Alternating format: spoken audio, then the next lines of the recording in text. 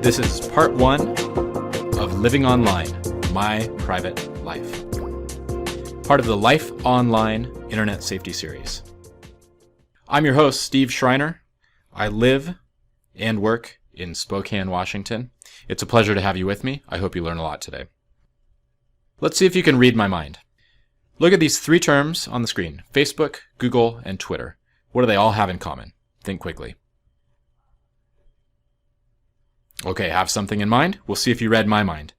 What I was thinking of is that they're all free. Yes, of course, they're all web services. Yes, they're all internet-based.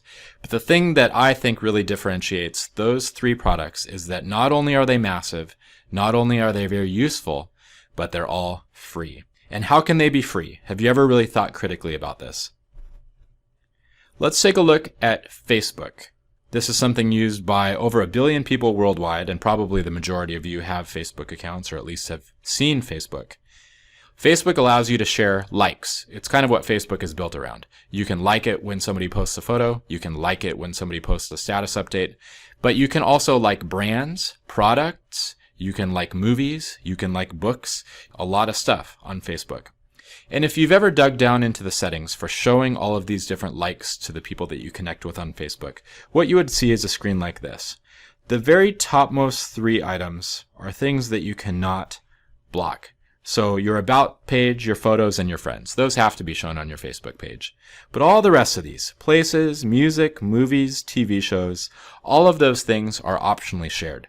Now, Facebook would love it if you share these with people, because the more that you share, both your likes and your interests, the more Facebook knows about you. And when Facebook knows a lot about you, they can sell ads to advertising companies and to brands that specifically target people like you. You may not have ever thought about this before, but when you're using a free web product like Facebook, Google, Twitter, Tumblr, well, when it's free, it's really because you are the product. Yes, on Google you have the ability to search for a ton of information online, and on Facebook you have the ability to connect with people, potentially down the street or maybe across the globe. But what Facebook and Google and other web products are really selling is you, access to you, your interests, your habits, your likes, your needs. This is big business. Facebook makes a lot of money. They reinvest a lot of that money back into the company, but their actual revenue is staggeringly high. This is an article showing Facebook's revenue for the first quarter of 2014. That's January through March of 2014. And during that 3-month period, take a look at how much money they made. In only 3 months, $2.5 billion, that's billion with a B, came into Facebook. That's an astonishingly high amount of money for something that doesn't charge anything for people to use. It's a similar story when you look at Google. This is Google's first quarter results for the year 2014, and you have to look closely with this one, but the revenue for Google during this time period was $15.42 billion. Remember, it doesn't cost you anything to do a Google search. Google makes its money because they allow advertisers to target you and the types of searches that you've done in the past and the types of interests that you have. As you're using the web, as you're browsing websites, as you're searching for information or products or updates, realize that the way that most of these companies on the web make money is not through subscription fees or charging for services. Rather, it's that they're selling access to your brain, your eyeballs, your needs, your preferences. And what if you don't like that? There's something that you can do, and it's called opting out. Opting out is basically telling companies that you're not interested in having them track your interests, where you've been, what you like, what you dislike, who you know, and all of those other things that are part of your digital footprint. The simplest way to opt out is to do so with your phone number. Probably some of you have never even seen a device like this in real life. You've probably seen it in movies or maybe advertising.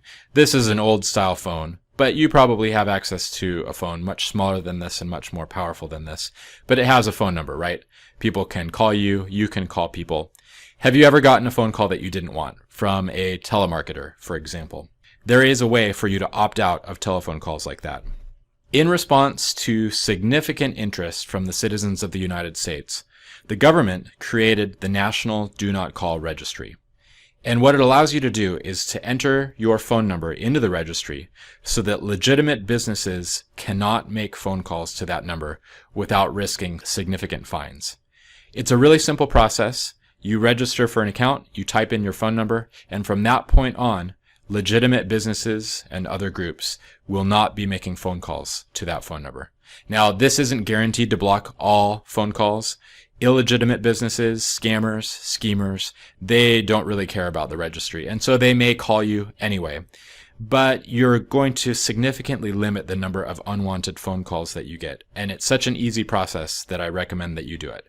Again, that's the National Do Not Call Registry.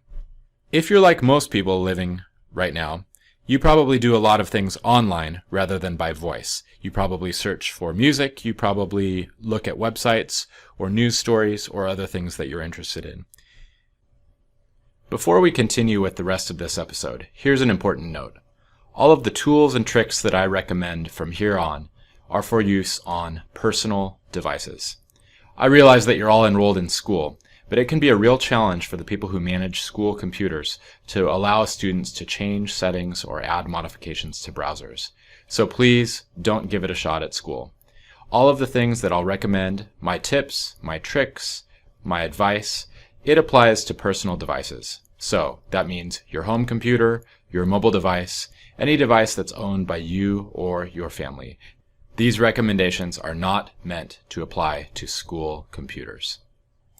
Most of you are aware that your web browser keeps a record of the sites that you visit. And you can see those records generally by clicking onto your web history within the browser. What you may not be aware of is that oftentimes websites are also able to record information about your personal browsing habits. When you visit a website, oftentimes that website knows which operating system is installed on your computer and the type of web browser that you're using, and even the location where you are based on where your internet is originating. All of that information is visible to web companies. What you also may not be aware of is that there's a way that you can limit the ability of websites to track information like that. Most modern web browsers, Opera, Safari, Firefox, Chrome, they allow you the ability to enable a setting called Do Not Track. For this demonstration, I'm using the Google Chrome web browser, and here I am on the donottrack.us website. If you look closely on this page, what you'll see on the right-hand side is something that says your browser supports Do Not Track. We have that check mark there. That indicates that I'm using a browser that does have the ability to turn Do Not Track on. If you look at the second line down on the right side of the page, what you see is you have not enabled Do Not Track. We see that red X. Let me show you the process that you would use to enable Do Not Track on your device. What I'm going to do is to click up here on the three bars that allow me to access various settings on Google Chrome. And when I do that, I get this menu that pops down, and the one that I care about here is Settings. So in just a moment, I'm going to click that Settings link, and that takes me directly into my Google Chrome settings. Now, unfortunately, Do Not Track is something that is known by a very small portion of the population, and so web browsers tend to hide it. They don't put it front and center because a lot of people don't care about it. They care more about things like signing in or the way that their browser looks or getting access to search results.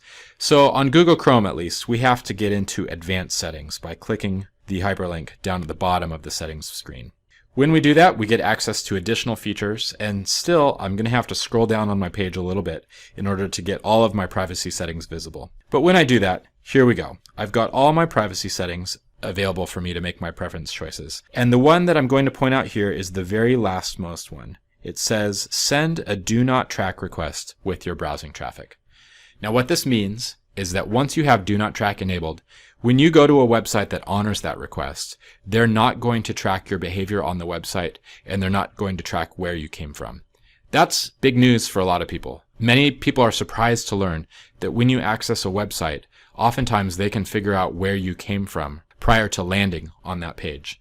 So the do not track request is something that can limit the ability of web providers and businesses and all of those other groups and agencies that run websites to track where you're coming from and what you're interested in.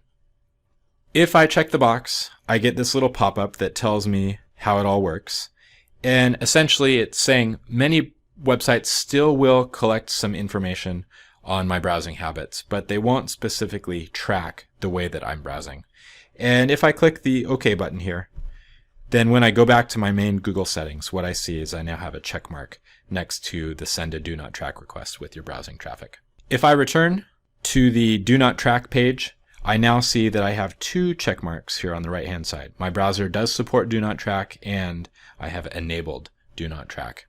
If any of you have been looking closely at my Google Chrome browser, you may have noticed something else that is relatively uncommon, although perhaps you use this tool. Up where I click those three lines to enter my Google Chrome settings, just to the left of it, I have this other symbol. It looks like a stop sign. It has a hand on it. And if I click on that, what I can see is that it's a function that I've built into my web browser, and it's called AdBlock. This is essentially an extension or an add-on to my browser. The way that I install this is by accessing the Chrome Web Store. And you can also install AdBlock if you're using Mozilla or if you're using Opera or other web browsers.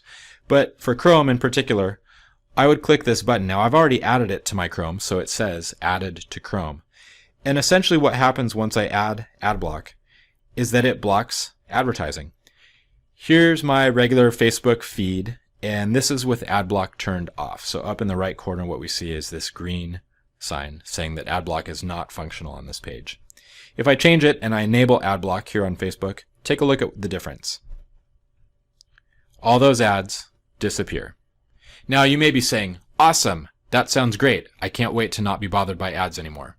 But I want to let you know, most of these companies that you're using for news, for stories, for whatever is interesting for you, they make their money off of ads. So you're essentially blocking them from selling advertising to you. So it's a choice that you have to make. If it's a website that's important to you and you want to support the work that they're doing, perhaps a favorite blog or a favorite music site, maybe you want to turn AdBlock off on that website so that they can still have advertising visible to you and still collect revenue every time that you visit their page. However, if you're annoyed by ads or you don't want to see them, you can turn the AdBlock function on and block ads. Let me show you just one more time what that looks like.